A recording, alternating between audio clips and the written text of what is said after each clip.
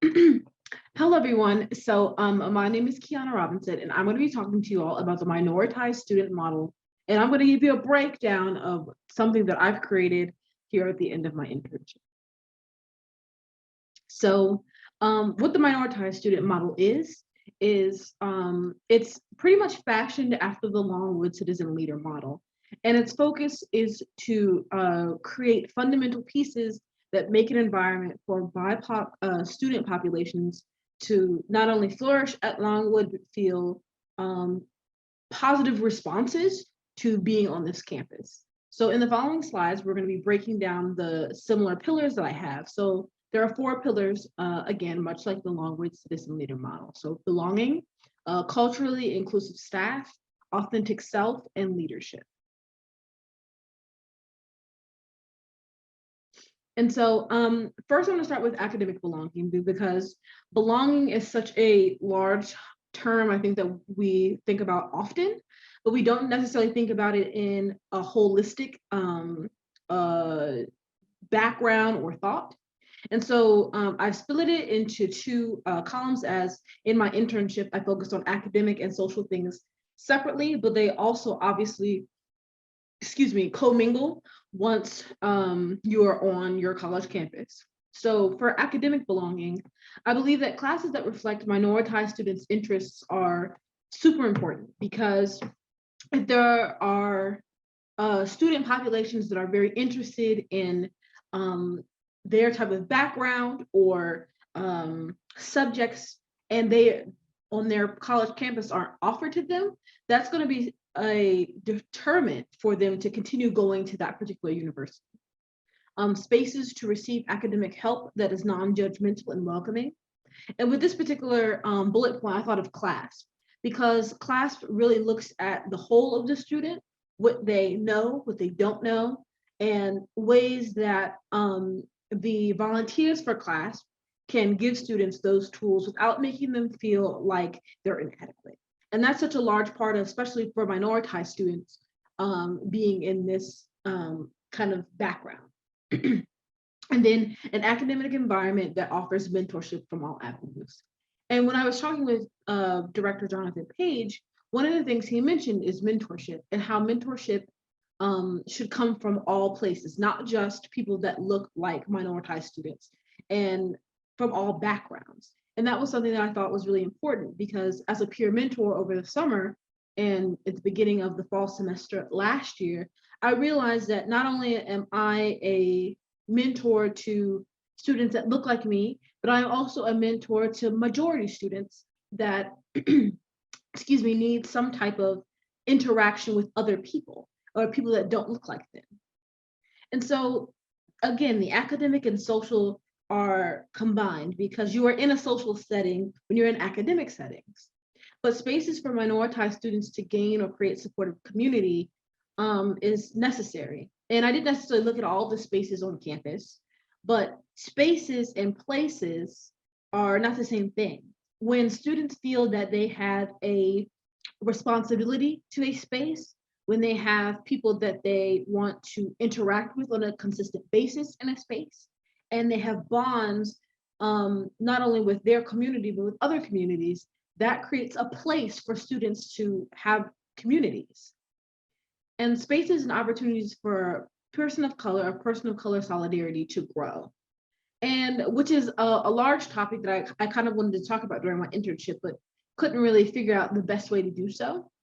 But POC solidarity is something that is hotly debated, especially in Black and Brown communities, because in the larger global scale, people just talk about how there isn't POC solidarity and how we will never be able to reach POC solidarity. But I don't believe that's true, especially on a college campus, because most of the student groups, most of the minoritized communities work together. And these communities are often together doing events with one another. They're hanging out with one another. A space that I think about often, or a place I think about often, is the NH Scott Multicultural Room in Upchurch University Center. I really see students of all different backgrounds sitting in NH Scott in not only interacting with one another, but interacting with faculty, especially in the Office of Multicultural Affairs. So having those spaces for people to not only create community, but recognize that these communities are there for one another creates a feeling of solidarity. And then lastly is consistently working towards a positive campus culture for minority and majority students. And so what my project was meant to do is create a guide for minority students to survive being on this campus. But at the same time, what is it that majority students need to also be welcoming to minority students and vice versa? And one of the things that I thought about was it's not necessarily on minority students to have this, awareness of their campus culture. More so, it is about administration to being mindful of how minority and majority students interact on campus. And when these things come up, the campus culture should always be monitored, and not necessarily monitored as like a surveillance, but monitored in the way that students, if they feel comfortable, do they feel that they're feeling like they're intruding on someone, or those types of things. But campus culture should always be reanalyzed and thought about on the administrative level to how to revitalize that campus culture. So that is pillar 1, which is belonging. And so we'll move on to pillar 2, which is culturally inclusive staff. And so it's not surprising for anyone that culturally inclusive staff or faculty of color is not only a selling point, and I put that in quotations, but selling point, but also a comfortability point for students of color. And I found this statistic on edtopia.org about the K-12 level. And Black students who had one single Black teacher were 13% more likely to enroll in college. And that's something I think that's kind of a no-brainer, that if at the K-12 level, students are, encouraged to go to college because of that interaction with a teacher, then on the collegiate level, students would feel not only more comfortable, but they feel that they can also aspire to be in this role of power on a college campus. And I also looked at some other statistics about professors and faculty just in the last few years. And so as of 2018, full-time professors, most full-time professors were 80% white, and only 20% were of POC background. And even in that POC 20%, which of course are a little skewed, the percentages for groups of people were about 8%, 2%. So they dwindle. So I'm not even sure really if it is a full 20%. And so if there are disparities on the professional level of faculty and staff, then there are obviously disparities for their students. But again, in this particular fashion from the National Center of Education Statistics.gov, that does not mean that professors of color don't matter. But in Longwood's, I think, perspective, we do not have that luxury of having a larger professor of color population, but it is then on the majority or white faculty and staff to recognize that their minoritized students will feel minoritized in their classroom. It is on this majority faculty and staff to recognize their own teaching styles and what that might mean for students of color in their classroom. And it's not so much of trying to teach things in the Black and white. It's not so much of, cherry picking about what you say, but it is about recognizing that these are different demographics that are coming together in one classroom. And as their instructor, what am I saying and what am I doing that is not only inclusive, but diverse, as well as making an environment that is comfortable. And so for me personally, I think this is a very large pillar that I think most higher education institutions need to think about and work on. But let's go ahead and talk about pillar number 3. So authentic self. Authentic self came up a lot, especially in, again, talking with Director Jonathan Page. And I would say even so with class, because class is a community based on recognizing students where they are and taking them with what they have further. And I really appreciated Dr. Brown Meredith's explanation of that. And so specifically for authentic self, I think there are so many more like individual little pillars that I could have put inside of this larger pillar, but these were just a couple of things that I thought about. So advocating for the self, taking care of one's mental and physical health, and then knowing your worth. And of course, these are only 3 bullet points underneath of each, but again, authentic self is recognizing and looking in the mirror and knowing that this is not a mask that I'm wearing. You know, while I'm on campus, this is not, and of course, all minoritized students know that there are parts of yourself that you're not going to be able to share with everyone. But what is it, and what points and parts of you are, what points and parts of you are not only necessary, but subsequential to your being? Like, what parts of you can you not cut off? And so that, I think that's what I'm kind of working towards with authentic self for minoritized students. So for advocating yourself, one of the things I thought was super important was discerning whether you need comfort or you need problem solving. Because when I thought back with class, you know, Dr. Brown discussed about how when students come to her, they want to talk about things that have happened or things that are going to happen, and what steps can they take to make that conversation go better. And for some students, like Jonathan discussed, sometimes you just need a space to, you know, be yourself and talk. And so discerning whether you need that comfort or problem solving will advocate for you, because once you have dished out what you need to discuss, maybe going from there will make you not necessarily feel better, but also see the situation in a different light. But at the same time, with problem solving, you want the situation that is happening to be handled in a way that you feel satisfactory. And that is what advocating for the self is definitely about. And so taking care of one's mental and physical health, being mindful of your headspace so that you can prioritize your well-being. And that's something that I really wanted to focus on about prioritizing the self, is that once you're prioritizing yourself and you're setting goals for yourself, then you can extend your best self to your community. And then knowing your worth. Speaking in self-respecting ways is something that I've learned that definitely helps build self-esteem and self-confidence, especially in a place that doesn't necessarily look like me or people that reflect like me at a predominantly white institution. Because, and I'm not going to speak for all minoritized students, but I know sometimes minoritized students feel as if, well, I'm not as good as XYZ, or I don't belong in this place XYZ. Those thoughts are self-deprecating.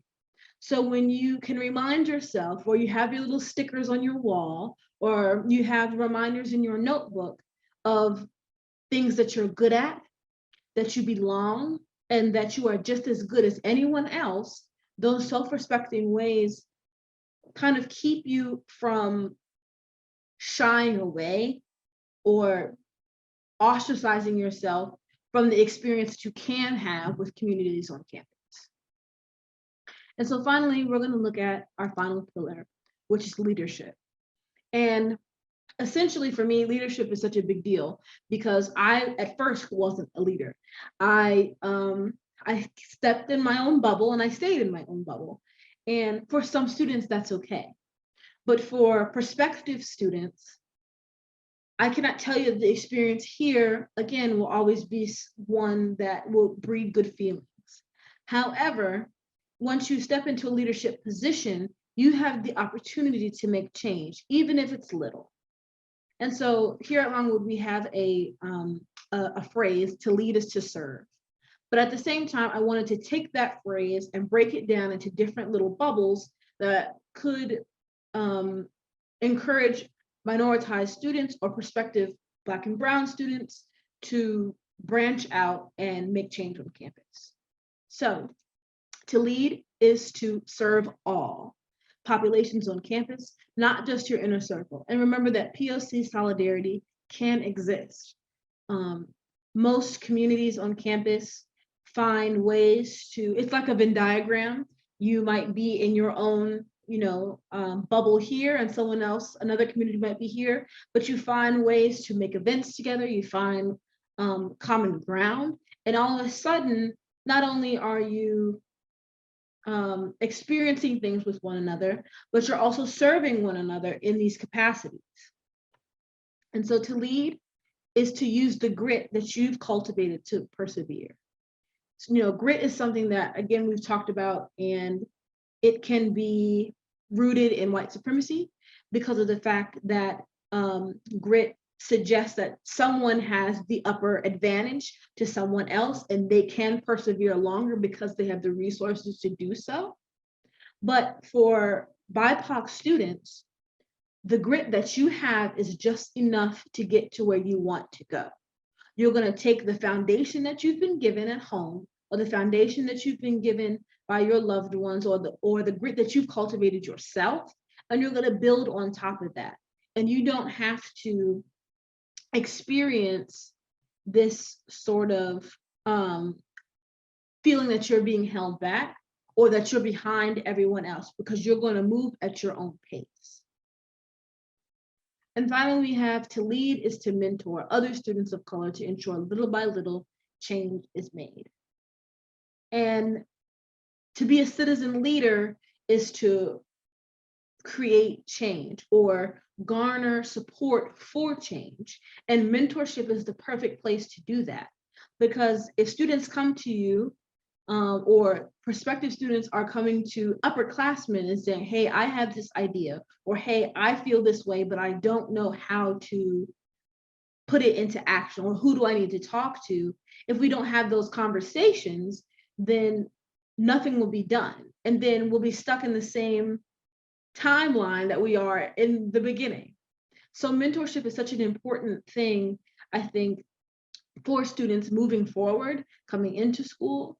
And I would like to see more of a bridge between like a first year department and the Office of Multicultural Affairs and things like that, so that students don't feel that they're kind of alone. And so after your first semester, your peer mentor should be with you or should be more available to you as well, because that mentorship doesn't go away. And so some of my last closing points are, for me, this internship has really made me think about my own cultural and racial background and what it means to be a Black woman on this campus. Because I think for a long time, I tried not to think about that, because I accepted to myself, okay, well, I'm at a predominantly white institution and there's nothing I could do to change that experience. But that's not true. It doesn't matter if you're Black, Hispanic, Latinx. It doesn't matter if you're of the Asian Pacific Islander, a heritage or background. You have the power and the resources to change this campus and to make this campus not only more welcoming for you, but for majority students to experience something outside of their own selves. And for professors, I just want to be mindful of the fact that, students experience things outside of the classroom with their peers that they might not be able to voice to you. They experience things in the classroom that they might not be able to voice to professors. But that does not mean that, the way you're particularly teaching something is perfect. It's always about looking back on the self, looking back on these lessons, and thinking about what I've said and what my own views say about me and how that translates to my students. And so I really had a wonderful experience with this, because at the same time, my own Blackness is something that I struggle with. So being able to not only get some of the answers that I would have wanted for prospective students, but also healing some of the things that I wish I had have been able to have or ask questions about when I was a college freshman. So I thank you all for watching and see you later.